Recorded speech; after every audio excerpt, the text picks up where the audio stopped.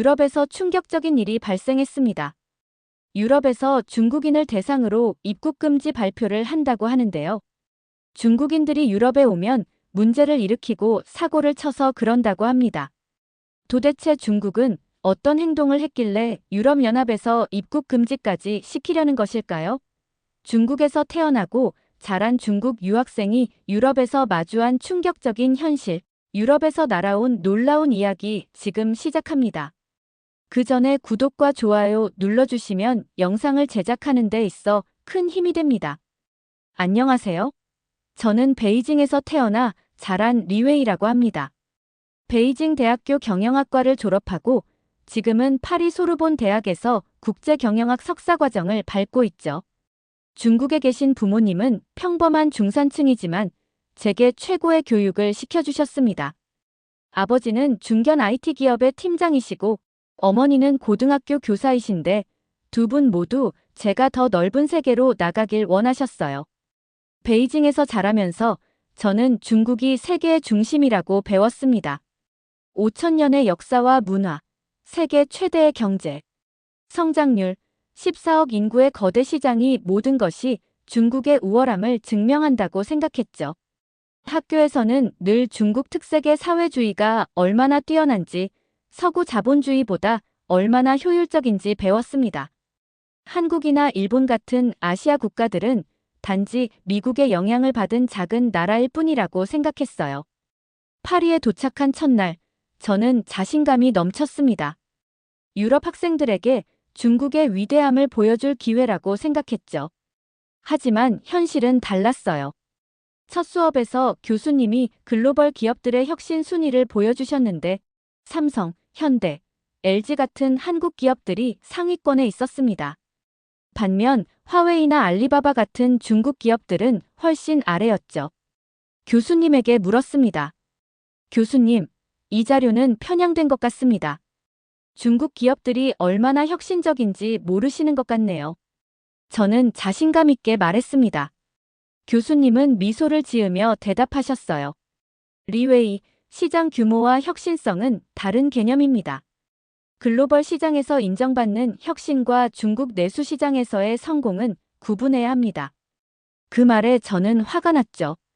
수업이 끝난 후 미국인 룸메이트 제이크가 다가왔습니다. 리웨이, 너무 마음 쓰지 마. 하지만 교수님 말씀이 일리 있어. 나도 중국에 1년 살았지만 화웨이 폰보다 삼성 폰이 더 좋더라. 저는 속으로 분노했습니다. 어떻게 한국 기업이 중국 기업보다 나을 수 있지? 말도 안 돼. 그날 밤 처음으로 제 자존심에 상처를 입었죠. 베이징에서는 한 번도 의심해보지 않았던 중국의 우월함이 파리에서는 통하지 않는다는 사실이 충격이었습니다. 하지만 이건 시작에 불과했어요. 더 큰 충격들이 저를 기다리고 있었죠. 파리의 아름다운 경관도 제 마음을 달래주지 못했습니다. 에펠탑을 바라보며 걸어도 센강변을 따라 산책해도 제 머릿속은 온통 그 수업에서 받은 충격으로 가득했어요. 저는 이렇게 교육받은 적이 없었습니다. 중국에서는 모든 교수님들이 중국의 성과와 발전에 대해 자랑스럽게 이야기했죠. 그런데 여기서는 달랐습니다. 객관적인 데이터와 냉정한 분석이 제가 믿어왔던 것들을 하나둘씩 무너뜨리고 있었어요. 기숙사방으로 돌아와 중국 친구들과 화상통화를 했습니다. 제 경험을 공유했지만 그들은 모두 서구에 편향된 시각이라며 일축했어요. 그 말에 일시적인 위안을 얻었지만 마음 깊은 곳에서는 의문이 생겨나기 시작했습니다. 정말 그럴까? 아니면 내가 지금까지 제한된 시각으로만 세상을 보아온 걸까? 파리에 온 지 한 달쯤 되었을 때 제이크가 주말에 파리 한류 엑스포에 같이 가자고 제안했습니다. 처음에는 거절하려 했지만 중국과 한국 문화를 비교해보면 중국 문화의 우수성을 더 잘 알 수 있지 않을까 하는 생각에 동의했어요. 솔직히 말하면 한국 문화가 유럽에서 어떻게 받아들여지는지 궁금하기도 했습니다. 엑스포장에 도착했을 때 저는 그 규모에 놀랐습니다. 대형 전시장이 K-드라마, K-뷰티, K-푸드, K-팝 등 다양한 섹션으로 나뉘어 있었죠. 더 충격적인 건 방문객들의 열정이었어요. 프랑스 사람들, 독일 사람들, 이탈리아 사람들, 다양한 유럽인들이 한국 문화에 열광하고 있었습니다. 한복 체험 부스 앞에는 30분 이상 줄이 서 있었고, 김치 만들기 워크샵은 이미 예약이 꽉 찼다고 했죠. 제이크는 신나게 이것저것 구경하며 말했어요. 와, 대박. BTS 포토존이다. 같이 사진 찍자. 저는 마지못해 따라갔습니다. 속으로는 이게 뭐가 그렇게 대단하지? 라는 생각이 들었죠. 그 순간 프랑스 여학생 소피가 제이크에게 말을 걸었어요. 미국에서 왔어요? 저도 K-팝 좋아해요. 블랙핑크 콘서트 가본 적 있나요? 제이크가 중국에서 온 저를 소개하자 소피는 관심을 보였습니다. 중국. 저 작년에 베이징에 여행 갔었어요.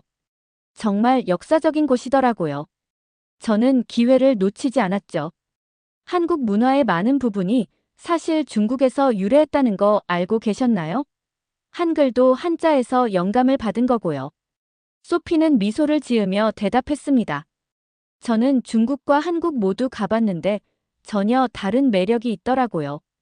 한국은 현대적이면서도 전통을 잘 지키는 것 같았어요. 특히 한국 음식은 정말 독특했고 한글은 배우기가 훨씬 쉬웠죠. 저는 더 말하려다가 그만두었습니다. 소피는 이미 자기 생각이 확고했고 제 말을 듣지 않을 것 같았거든요. 대신 전시장을 더 둘러보기로 했습니다. 한쪽에는 중국 전통 의상 체험 부스도 있었는데 거의 텅 비어 있었어요. 반면 한복 체험 부스는 사람들로 넘쳐났죠. 그 모습을 보며 속으로 생각했습니다. 왜 우리 문화만 이렇게 외면받지? 중국 문화가 한국보다 훨씬 오래되고 풍부한데 말이야. K-팝 공연 섹션에서는 유럽 청소년들이 한국 아이돌 노래를 따라 부르며 춤을 추고 있었어요. 그 열정적인 모습에 저는 더욱 혼란스러웠습니다. 중국 음악이나 영화는 왜 이런 반응을 얻지 못할까? 물론 중국에도 훌륭한 가수들과 영화가 많은데 말이죠. 한국 음식 시식 코너에서는 김밥, 떡볶이, 불고기 등을 맛볼 수 있었습니다. 사람들은 줄을 서서 기다리며 맛있다는 탄성을 내뱉었어요. 저는 속으로 중국 음식이 훨씬 다양하고 맛있는데 라고 생각했지만 사람들의 반응은 달랐습니다.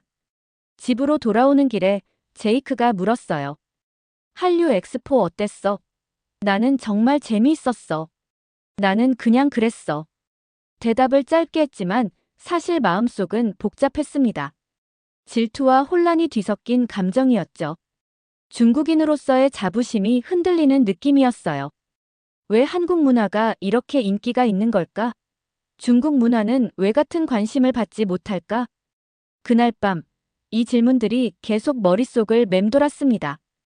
기숙사 공용 주방에서 혼자 라면을 끓이고 있을 때 프랑스 학생 몇 명이 들어왔어요. 그들은 한류 엑스포 이야기를 하며 웃고 있었습니다. 제가 중국인이라는 걸 알자 한 학생이 제게 물었죠. 중국에서도 K-팝이 인기 있어요? 저는 억지로 웃으며 대답했습니다. 네, 꽤 인기 있죠. 하지만 우리도 좋은 가수들이 많아요. 그 학생은 고개를 끄덕였지만 더 이상의 관심은 보이지 않았어요. 대신 다시 친구들과 한국 드라마 이야기로 돌아갔죠. 저는 묵묵히 라면을 먹으며 생각했습니다. 내 나라, 내 문화에 대한 자부심이 처음으로 흔들리고 있었어요. 다음 주 국제 경영학 세미나 시간, 교수님은 글로벌 시장에서의 브랜드 가치에 대해 강의하셨습니다. 교수님이 슬라이드를 넘기자 유럽 시장에서의 아시아 기업 점유율 그래프가 나타났어요. 한국 기업들이 유럽 시장에서 꾸준히 성장하고 있는 반면 중국 기업들은 정체되어 있었죠. 여러분, 특히 주목할 점은 유럽 소비자들이 한국 브랜드에 대해 갖는 신뢰도입니다. 최근 10년간 한국 기업들의 품질 인식이 크게 향상되었죠. 저는 손을 들고 질문했습니다. 교수님, 중국은 세계 최대 시장이고 많은 유럽 기업들이 중국에 진출하고 있지 않습니까? 그런데 왜 중국 기업들의 유럽 진출은 평가절하되고 있는 건가요? 교수님은 고개를 끄덕이셨어요. 좋은 질문입니다. 시장 규모와 글로벌 경쟁력은 별개의 문제죠. 중국이 거대 시장인 것은 사실이지만 브랜드 신뢰도 구축은 다른 차원의 문제입니다. 그때 프랑스 학생 마르크가 끼어들었습니다. 제가 보충 설명해도 될까요? 저는 르노 자동차에서 인턴을 하고 있는데 우리 회사는 현대, 기아와 부품 협력을 하고 있어요. 하지만 중국 브랜드는 고려 대상에도 없죠. 품질 일관성과 신뢰도 문제 때문이에요. 저는 속으로 화가 났지만 참았습니다. 마르크의 말이 계속됐어요. 실제로 지난 분기 유럽 자동차 시장에서 현대기아의 점유율은 7%였지만 모든 중국 브랜드를 합쳐도 2%에 불과했어요. 소비자들은 아직 중국 자동차의 품질과 안전성을 의심합니다. 교수님이 화면을 넘기자 더 충격적인 그래프가 나타났습니다. 유럽 소비자 5,000명을 대상으로 한 조사에서 품질 신뢰도를 묻는 질문에 한국 브랜드는 7.6점, 중국 브랜드는 4.2점을 받았더군요. 이것이 현실입니다. 교수님이 말씀하셨어요. 글로벌 시장에서는 국가 이미지가 브랜드 가치에 큰 영향을 미칩니다. 수업이 끝나고 복도에서 마르크를 마주쳤습니다. 그가 먼저 말을 걸었어요. 리웨이, 내 말이 기분 나쁘게 들렸다면 미안해. 단지 현실을 말한 거야. 저는 억지로 미소를 지으며 대답했죠. 괜찮아. 그냥 다른 관점이 있을 뿐이야. 하지만 사실 괜찮지 않았습니다. 제 머릿속은 혼란스러웠어요. 중국이 세계 2위 경제대국이고 거대한 내수 시장을 가지고 있는데 왜 글로벌 브랜드 가치는 한국보다 낮은 걸까? 이건 단순한 편견일까? 아니면 우리가 직면해야 할 현실일까? 그날 밤 저는 처음으로 중국의 글로벌 위상에 대해 진지하게 의문을 품기 시작했습니다. 도서관에서 공부하면서 저는 몰래 한국 기업들의 성공 사례를 찾아보기 시작했어요. 삼성이 어떻게 애플과 경쟁하는 글로벌 스마트폰 브랜드가 되었는지, 현대자동차가 어떻게 품질 이미지를 개선했는지, 한국 화장품 브랜드들이 어떻게 프랑스와 일본 브랜드들 사이에서 자리를 잡았는지. 조사하면 할수록 제가 알지 못했던 사실들이 드러났습니다. 한국 기업들은 처음부터 세계 시장을 목표로 전략을 세웠고 품질 향상에 엄청난 투자를 했더군요. 반면 많은 중국 기업들은 거대한 내수 시장에 안주하는 경향이 있었습니다. 이런 발견은 처음엔 괴로웠지만 점차 제 시야를 넓혀주었어요. 중국과 한국은 서로 다른 발전 경로를 가진 별개의 국가였고 각자의 강점과 약점이 있었습니다. 그동안 저는 왜 이런 당연한 사실을 인정하지 못했을까요? 어느 날 아침, 룸메이트 제이크가 스마트폰을 보며 말했습니다. 이거 봤어? 루브르 박물관에서 중국인 관광객 무리가 문제를 일으켰대. 저는 그의 화면을 들여다봤습니다. 뉴스 기사에는 중국인 관광객 단체가 박물관 내에서 큰 소리로 떠들고 사진 촬영 금지 구역에서 플래시를 터뜨리며 심지어 일부 전시물을 만지려 했다는 내용이 있었어요. 이 사건으로 박물관 직원들이 개입해야 했고 소셜미디어에서는 중국인 관광객에 대한 부정적인 댓글이 쏟아졌다고 했죠. 이건 일부 사람들의 행동일 뿐이야. 모든 중국인이 그런 건 아니잖아. 저는 방어적으로 말했습니다. 제이크는 고개를 끄덕였어요. 물론이지. 하지만 이런 뉴스가 자주 나오니까 사람들이 편견을 갖게 되는 것 같아. 저는 아버지에게 전화해서 이 이야기를 전했습니다. 아버지는 곧바로 반응하셨죠. 그건 서양 언론에 편향된 시각일 뿐이다. 서구 미디어는 항상 중국을 나쁘게 보도하지. 신경 쓰지 마라. 아버지의 말씀이 위로가 되는 듯 했지만 마음 한구석에서는 의문이 들었습니다. 정말 서양 미디어의 편향 때문일까? 아니면 실제로 중국인 관광객들 중 일부가 문제를 일으키는 걸까? 그 주 학교에서는 더 충격적인 소식을 들었어요. 다음 학기부터 중국어 비즈니스 과정의 일부 강좌가 폐지되고 대신 한국어 비즈니스 강좌가 신설된다는 공지였습니다. 교수님은 이렇게 설명하셨어요. 최근 몇 년간 한국 기업들과의 비즈니스 기회가 크게 증가했고 학생들의 요청에 따라 커리큘럼을 조정하게 되었습니다.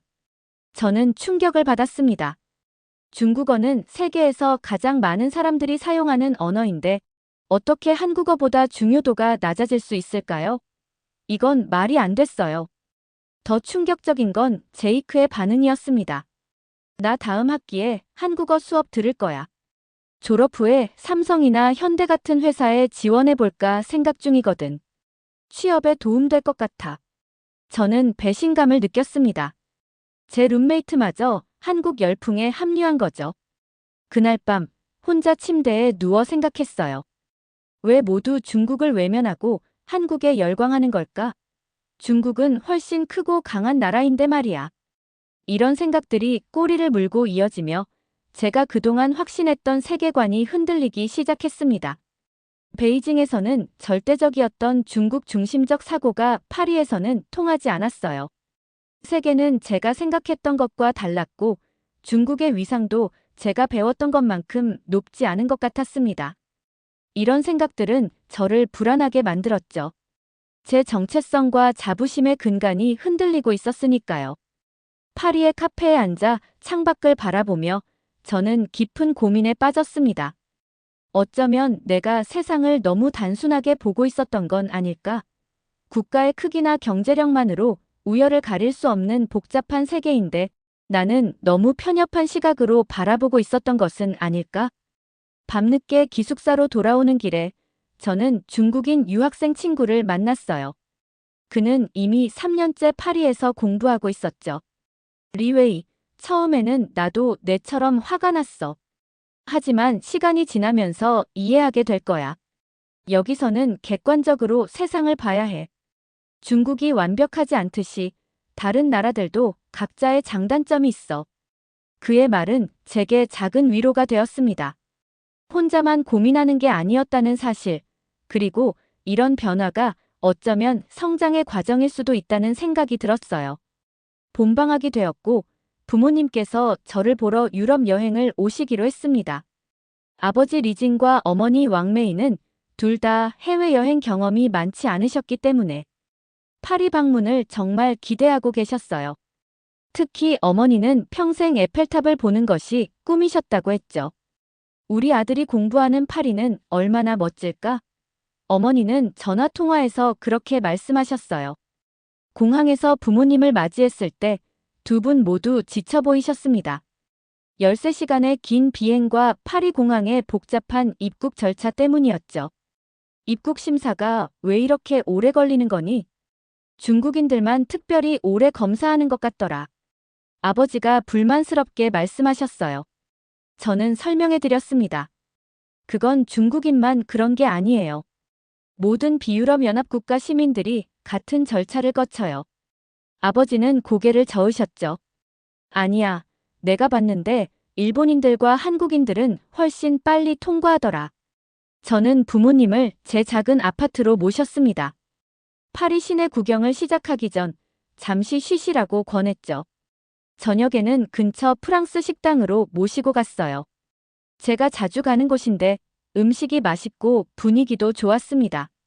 그런데 식당에 들어서자마자 분위기가 이상했습니다. 평소엔 친절하던 웨이터가 우리를 보더니 표정이 굳었어요. 테이블로 안내받은 후 메뉴를 봤는데도 오래 걸렸고 주문을 하려고 해도 웨이터가 계속 다른 테이블만 신경 썼습니다. 이게 무슨 서비스야? 우리가 중국인이라서 이러는 건가? 아버지가 화를 내셨어요. 결국 음식이 나왔지만 부모님의 기분은 이미 상해 있었습니다. 음식을 드시면서 아버지가 한숨을 쉬셨어요. 내가 중국에서는 중견 IT 기업 팀장이야. 우리 회사는 프랑스 회사들과도 거래하고 있어. 그런데 여기서는 그저 중국인 관광객 취급받네. 그 말씀에 제 마음이 아팠습니다. 아버지는 항상 자신의 직위와 성취에 자부심을 가지고 계셨어요. 그런데 파리에서는 그런 것들이 아무 의미가 없었죠. 여기서 아버지는 그저 수많은 중국인 관광객 중 한 명일 뿐이었습니다. 다음 날 우리는 루브르 박물관을 방문했습니다. 입구에서 다시 한번 불쾌한 경험을 했어요. 보안 검색대에서 어머니의 가방이 특별히 꼼꼼하게 검사받았고 중국어로 대화하는 우리를 주변 관광객들이 이상한 눈으로 보는 것 같았습니다. 박물관 안에서 저는 부모님께 모나리자와 비너스상 같은 유명한 작품들을 보여드렸어요. 하지만 두 분 모두 그다지 즐거워 보이지 않으셨습니다. 특히 아버지는 계속해서 중얼거리셨죠. 중국 국립박물관의 소장품들이 훨씬 더 인상적인데. 그날 저녁 호텔로 돌아가는 길에 아버지가 말씀하셨어요. 리웨이, 내가 여기서 공부하는 건 좋지만 이곳 사람들은 우리를 존중하지 않는 것 같구나. 중국으로 돌아와서 일하는 게 어떨까? 저는 무슨 말을 해야 할지 몰랐습니다. 한편으로는 부모님의 실망감을 이해했지만 다른 한편으로는 제가 느꼈던 것과 같은 문화적 충격을 그들도 경험하고 있다는 것을 깨달았어요. 중국에서의 지위와 자부심이 여기서는 통하지 않는다는 현실 말이죠. 아버지가 손을 내밀어 제 어깨를 두드렸습니다. 이런 말을 하는 건 내가 너를 걱정해서야. 세상은 우리가 배운 것처럼 단순하지 않다는 걸 깨닫기 시작한 것 같구나. 어머니는 조용히 제 손을 잡으셨어요. 우리도 처음 해외여행이라 모든 게 낯설어. 하지만 내가 이곳에서 배우는 것들은 분명 가치 있을 거야. 부모님의 말씀에 저는 위안을 얻었습니다. 그들도 변화하고 있었고 어쩌면 이런 경험을 통해 우리 가족 모두가 성장하고 있는 것인지도 모른다는 생각이 들었어요. 파리에서의 첫 주가 지나고 우리 가족은 이탈리아 로마로 여행을 떠났습니다. 부모님은 파리에서의 불쾌한 경험 후에 새로운 도시에서 기분 전환을 하고 싶어 하셨어요. 저도 로마가 더 따뜻하고 친절한 도시라고 들었기에 기대했죠. 로마에 도착한 첫날, 날씨는 화창했고 콜로세움 관광을 계획했습니다. 관광객들로 붐비는 콜로세움 앞에서 기념사진을 찍고 있을 때 갑자기 어머니가 소리쳤어요. 내 지갑이 없어졌어. 우리 모두 당황했습니다. 어머니는 분명 호텔을 나설 때 지갑을 가지고 있었는데 지하철이나 관광지에서 소매치기를 당한 것 같았어요. 지갑에는 현금, 신용카드, 심지어 여권까지 있었습니다. 아버지는 즉시 경찰서를 찾아가자고 했고 우리는 근처 경찰서로 향했습니다. 하지만 거기서 또 다른 실망을 맛봤죠. 경찰은 형식적인 신고만 받았을 뿐 관광객 도난은 흔한 일이라며 별다른 도움을 주지 않았어요. 이게 말이 되나? 우리 여권까지 도난당했는데. 아버지는 분노하셨지만 소용없었습니다. 경찰서를 나와 어떻게 할지 고민하고 있을 때 한 아시아계 남성이 다가왔어요. 혹시 중국에서 오셨나요? 도움이 필요해 보이셔서요. 그는 유창한 중국어로 말했고 자신을 김민수라고 소개했습니다. 30대 초반으로 보이는 그는 삼성전자 해외 영업부에서 일한다고 했어요. 우리의 상황을 듣고 민수는 즉시 도움을 제안했습니다. 중국 대사관에 연락해 임시 여행 서류를 발급받아야 해요. 제가 위치를 알고 있으니 안내해 드릴게요. 그리고 일단 현금이 필요하시면 제가 빌려드릴 수 있어요. 우리는 민수의 친절함에 놀랐습니다. 그는 자신의 차로 우리를 중국 대사관까지 데려다 주었고 필요한 서류 작성을 도와주었어요. 덕분에 어머니는 임시 여행 증명서를 발급받을 수 있었죠. 일을 처리하고 나오면서 아버지가 물었습니다. 왜 이렇게 친절하게 도와주시는 거예요? 민수는 미소 지으며 대답했습니다. 저는 중국에서 3년간 근무했어요. 베이징과 상하이에서 일했죠. 중국 문화와 사람들을 정말 존중합니다. 게다가 해외에서 어려움에 처했을 때 도움받는 건 정말 중요하잖아요. 그의 말에 아버지는 고개를 끄덕이셨어요. 정말 감사합니다. 우리가 파리에서 만난 대부분의 사람들은 중국인이라고 하면 불친절했거든요. 민수는 진지한 표정으로 말했습니다. 국적은 중요하지 않아요.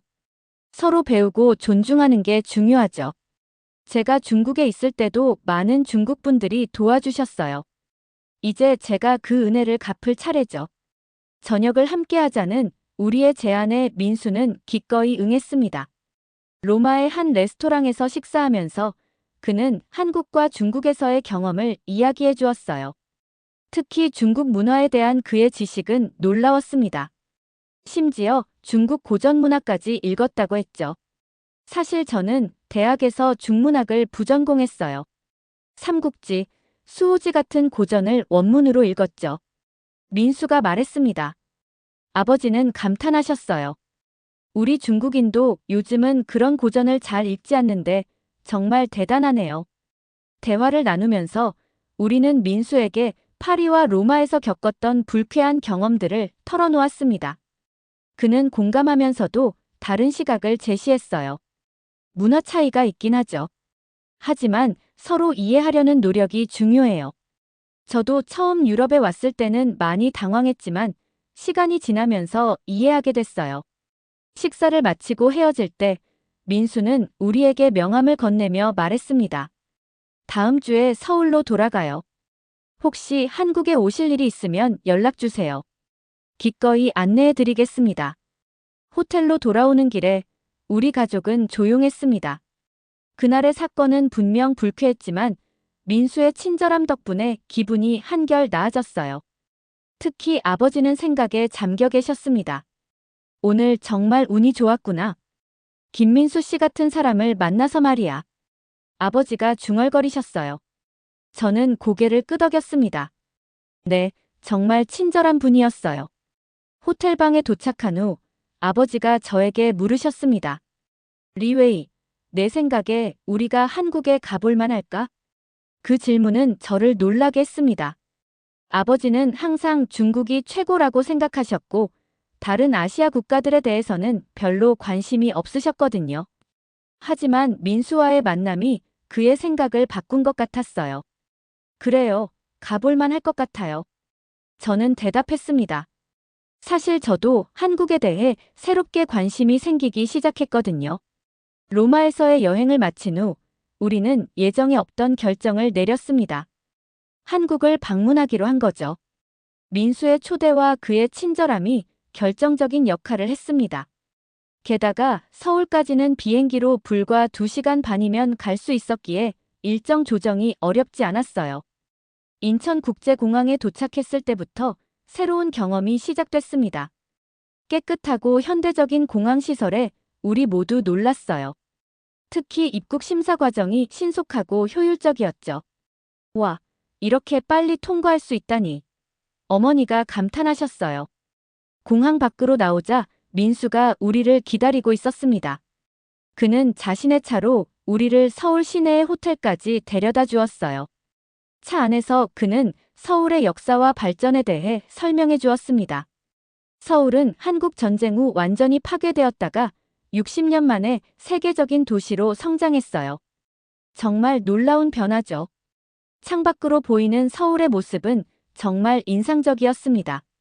초현대적인 고층 빌딩들과 잘 정비된 도로, 곳곳에 보이는 공원들. 베이징과는 또 다른 매력이 있었어요. 호텔에 체크인한 후 우리는 잠시 쉬었다가 저녁 식사를 위해 나갔습니다. 민수는 한국 전통 음식을 맛볼 수 있는 레스토랑으로 우리를 안내했어요.